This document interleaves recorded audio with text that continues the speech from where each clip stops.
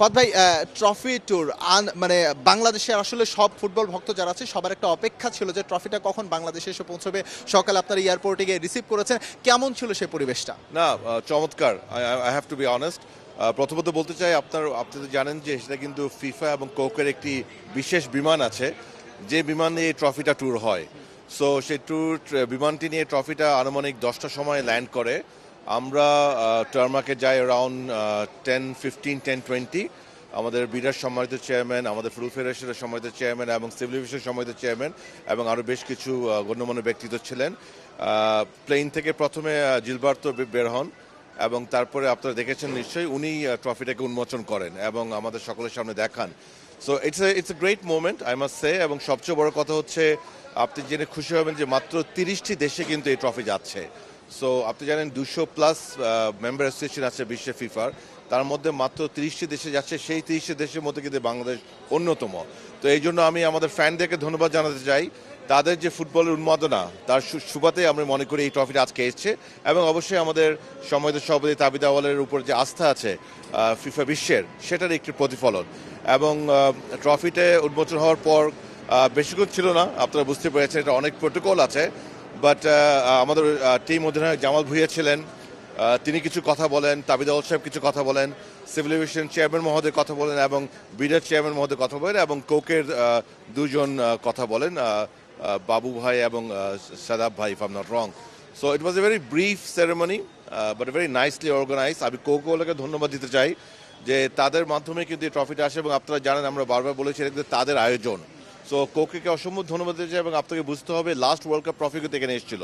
So Coke যেহেতু successfully সেটা organise করতে পেরেছে, সেই জন্য কিন্তু এবার আবারও আসলো। So definitely from the football lovers of the country, I would like to thank Coca-Cola, I would like to thank FIFA.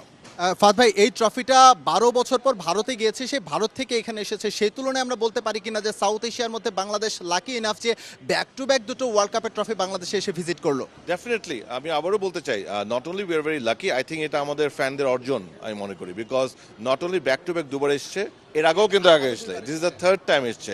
আরেকটা স্ট্যাটিস্টিক দিতে চাই, গত 20 বছর ধরে এই ট্রফি ট্যুর হচ্ছে। এই 20 বছরে কিন্তু আউট অফ 200 অলমোস্ট 10 মেম্বার্স 180টা দেশে ট্রফি গিয়েছে। সো এই 180টা দেশের মধ্যে কিন্তু বাংলাদেশ আছে, কিন্তু এই বাংলাদেশ কিন্তু 3বার অলরেডি পেয়েছে। সো ডেফিনেটলি, এবং এবছর 30টা দেশে যাচ্ছে। এবছর কিন্তু কোকের একটি বিশেষ বছর, this is the 20th year celebration. So সেই 20তম বছর সেলিব্রেশনও তারা বাংলাদেশকে রেখেছে। সো আমি বিশ্বাস করি এবং আমি মনে করি এটা আমার বাংলাদেশের ফুটবল ফ্যান যারা, তাদের অর্জন। এবং আবারও বলতে চাই যে কোককে ধন্যবাদ দিতে চাই, বিকজ তারাই সাকসেসফুল অর্গানাইজ করেছে। So definitely it's a matter of great fortunate for football federation. Last question, সেটা হচ্ছে ফুটবলের নীতি নির্ধারণী পর্যায়ে রয়েছেন, বিশ্বকাপ ট্রফি বাংলাদেশে আসছে যাচ্ছে, এটা কি আমাদের এনকারেজমেন্ট আরও বাড়িয়ে দিচ্ছে কিনা যে হচ্ছে আমাদের নিউ জেনারেশন যারা আসবে তারাও ভালো করবে, বা একদিন হচ্ছে আমরা সত্যি সত্যি পার্টিসিপেন্ট হিসেবে হচ্ছে ওয়ার্ল্ড কাপ ট্রফিটা দেখবো বা করবো? ডেফিনেটলি আমি আপনাকে বুঝতে হবে যে আমাদের 210টি যে মেম্বার আছে সকলেই কিন্তু চায় সেটা। বাট ডেফিনেটলি ট্রফির বাংলাদেশে আসাটা বাংলাদেশের জন্য, বাংলাদেশের ফুটবলের জন্য একটা বড় অর্জন। এবং এটা ডেফিনেটলি আমাদের সকলকে এনকারেজ করবে, আমাদের ফিউচার জেনারেশনকে এনকারেজ করবে। তারা যখন দেখবে যে মেসির ছোঁয়া সেই ট্রফি আজ এখন বাংলাদেশে, কিংবা এর আগে ব্রাজিলের অল লেজেন্ডস যারা বিভিন্ন সময় ট্রফি জিতেছে, তাদের সেই ট্রফি আজকে বাংলাদেশের মাটিতে এসছে, ডেফিনেটলি এটা অত্যন্ত মোটিভেটিং এবং অত্যন্ত ভালো একটা এনকারেজমেন্ট হিসেবে কাজ করবে। ধন্যবাদ।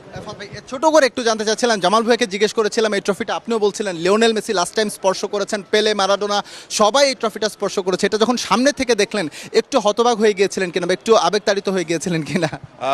আল্লাহর মতে আমার I have very good fortune. I think this is the পঞ্চমবার দেখছি ট্রফিটাকে এত কাছ থেকে। So I have been very blessed, আল্লাহর কাছে অনেক শুকর। বাট তারপরেও মানে আমার কাছে খুব ভালো লেগেছে আজকে।